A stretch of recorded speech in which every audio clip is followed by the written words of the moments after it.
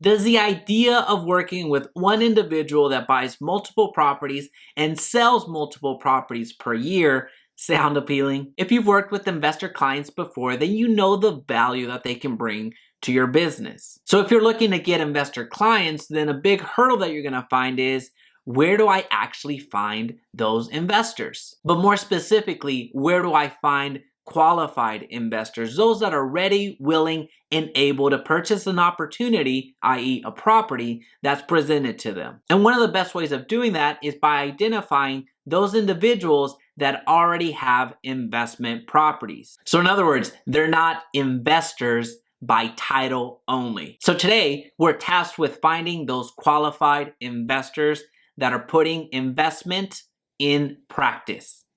Let's begin.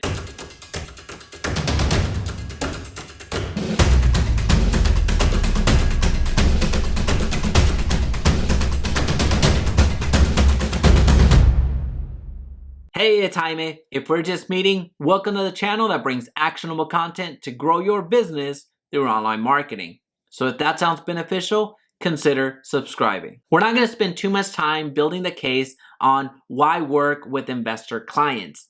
Instead, we're going to focus on what you're probably doing at the moment to attract those investor clients. This is the Dallas Central Appraisal District website, so the CAD. You may be coming on here and searching by name, searching by street address, searching by, I don't know why you would have the account number, but you're on here trying to identify investors either through by name or through by the street address. And you're trying to get to people that have multiple properties and that are showing signs of being investors. And then you're going to go off and find their contact information so you can make your pitch.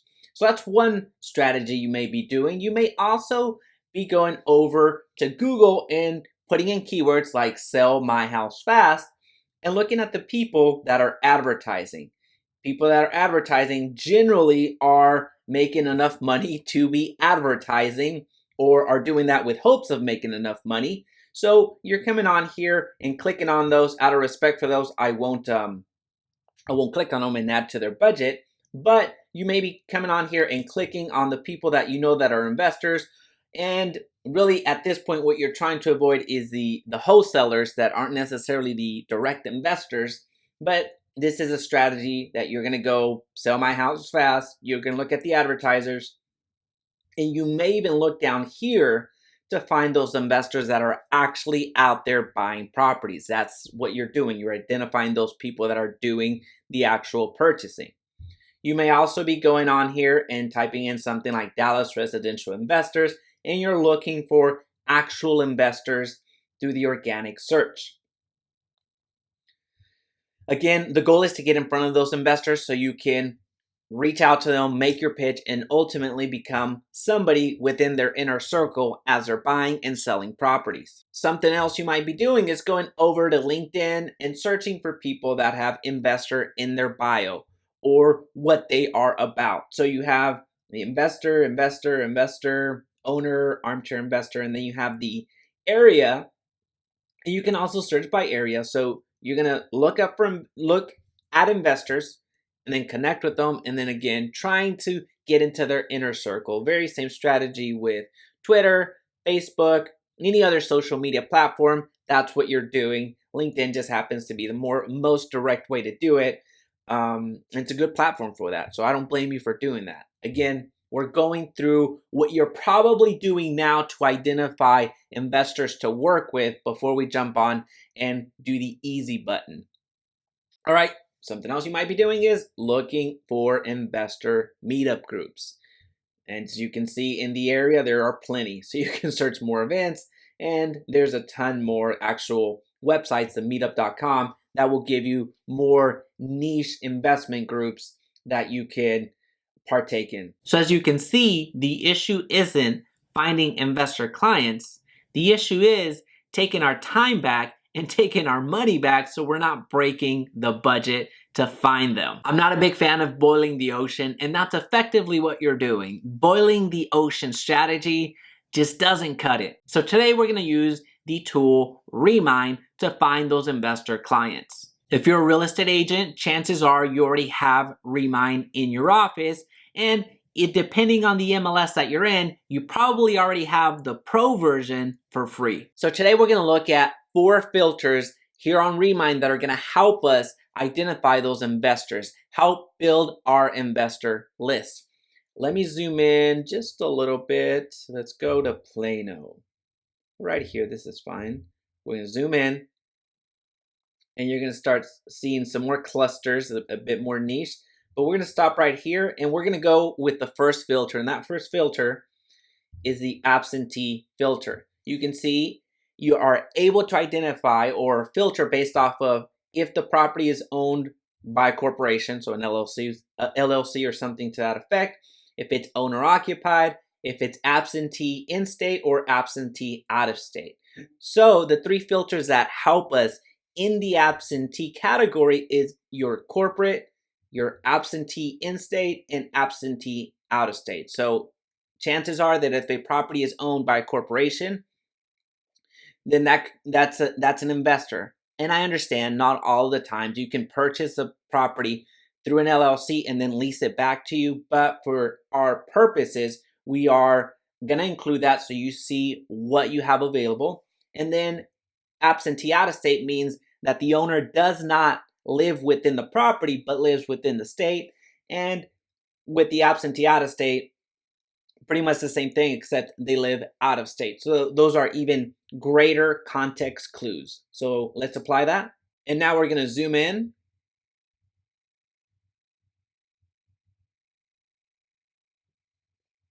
As you can see, the blue marks are all properties that are either owned through a corporation, that are absentee owned in state, or absentee owned out of state. So this tells us a good amount of information. And at the moment, it's including commercial, but you can get rid of that through single property if that's what you're only after. So you saw those went away. As you can see, almost this entire block is owned by people that are not living within the property. So this is a good area to start farming. If you're going from the reaching out to the renters and then trying to put them into homes. But as far as what we're doing with the investor side, we're going to click on this. We're going to click here.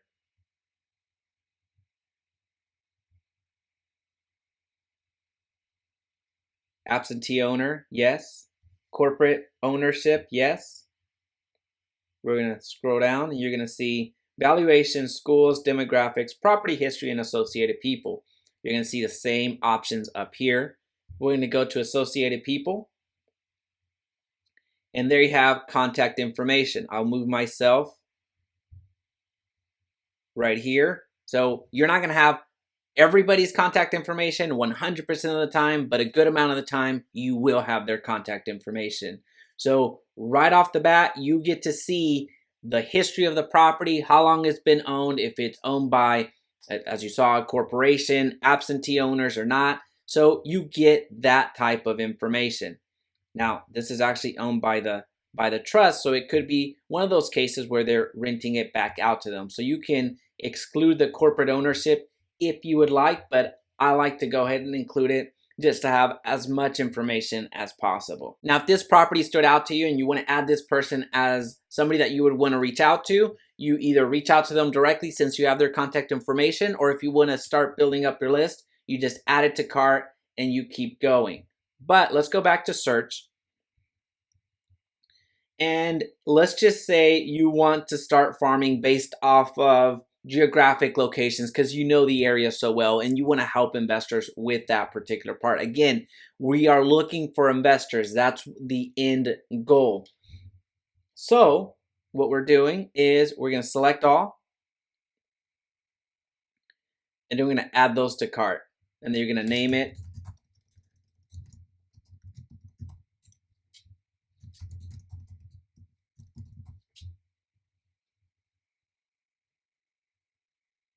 and now they've all been added to your cart. Then you're going to have their contact information, the contact information of the owners, so you can start cold calling if that's what you're doing, or you can start sending direct mail pieces directly to their home so you can get them on their way. But this is a first filter, so I need to keep going. I have 4 to get through. So the second filter that you should look at to identify investors and start building your investor list is going to be the cash buyer list. So when you scroll down, you go to cash buyers, and all the properties that you see here that are cash buyers, well, that one's actually on market. So let me take this off market. And I only want people that are off market.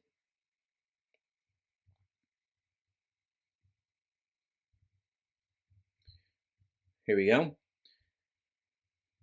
The green dollar bills, what that tells us is that the property, whenever it was purchased through cash. So after the sale goes through and there's a change on title, if they are not able to find a matching mortgage with this property of the sale, then they deem it as a cash purchase. So most often than not, people that are purchasing properties with cash tend to be investors. Not as many people have that much money just lying around that they are not carrying mortgage. But again, this is that second filter that you can use to identify investors. Very much the same strategy as before. You click through, you identify the owners, and see if there's a possibility to add them onto your contact list if the contact information is there, or you reach out directly to them and make your pitch. One quick favor before continuing, please be sure to hit the like button so this video's reach is magnified and others benefit. All right, now on to the third filter.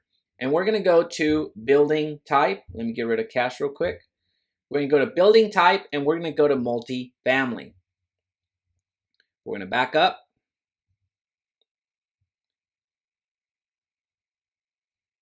And all right, we have some multifamilies down here.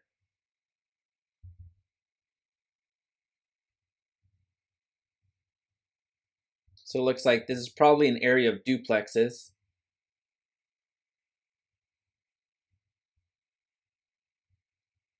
Let's see some pictures real quick.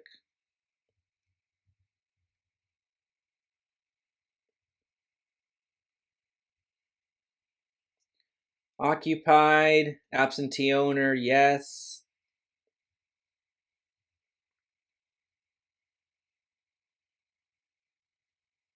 Yep, duplex right there. So people that own duplexes, most often than not, they happen to be investors. So that is how you quickly build up your investor list. Now we're going to go to the associated people, and you have their contact information right here. But you can also click through on the individuals and see the associated properties with this individual. So that's how you expand and magnify your reach. So once you find and identify people that are most likely investors, you can click on those investors and see what other properties they are most likely associated with. So you get to see the extent of their portfolio. Now, not all of the time will there be other associated properties, but this is a great easy button that again magnifies your reach, so you don't have to go to the CAD and spend hours and hours of research trying to identify investors. All right, in the fourth filter, we're going to go back to Remine. We're going to get rid of this, apply, and we're going to go to Airbnb. Now this one is going to be more of your hit or miss, where I understand that the people that are Airbnb are not all going to be investors. I understand that. But if you see a single property website, single family home that is Airbnb out the entire home, and chances are they don't live in that home. So you are able to, you're able to identify them. What is this? This is a bed. So that's a room and bathroom. Let's go back. Let's go over here. Clean and big space for something with amazing view. So you're able to go through here and identify those properties that are being Airbnb'd out. So very similar to the non-occupant, the Airbnb will give you indicators that the owners are investors or are at least open to being investors if they're trying to get some cash flow off of the property that they presently have. Now the fun part's not coming on here and identifying the people that are most likely investors. I see that as taking the concept of boiling the ocean more to a level of boiling a large lake. There's still a good amount of boiling that needs to happen. So I want to add additional filters so I can get a good return on my time and I can get a good return, period. So in order to make that boiling ocean to the boiling lake to a boiling cup or a pot, whatever the analogy works best there, to convert it into a boiling pot, we need to apply and overlay some additional filters. So let's go back. Let's get rid of Airbnb. Let's keep single family. That's fine. This is where the real magic happens. Again, identifying the people is good and fine. However, we want to make better use of our time. And what we're going to do is we're going to find, what are we going to find? We're going to find absentees. We're going to just go with absentee in state and absentee out of state. So we have a good amount of people. We're going to concentrate right here. And what we're going to look at is the amount of equity that they have in their home.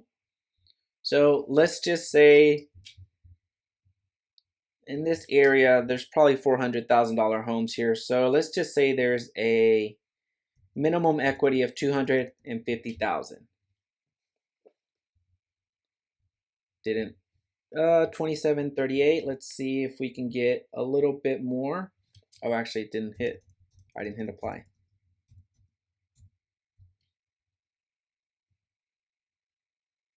So that number jumped from 27 to 16. So I know that the people that are here at least have a $300,000 amount of equity in their home.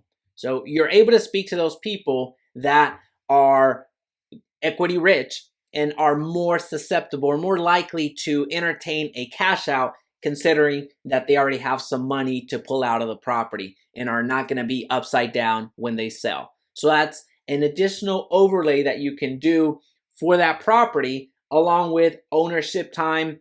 You can filter it based out of people that have owned the property for at least 10 years, and it gets even smaller. So you working those in tandem, that's going to work well for you. So this is really the magic. You're able to identify the people, and that's fine. However, overlaying some additional filters is going to expedite your list building of investors that much quicker. And the fact that you have their contact information is just going to make you breeze right through this entire list as you continue to identify and hopefully work with some investor clients for your business. Well, that's it. If you found value in this video today, please be sure to subscribe so we can talk again soon.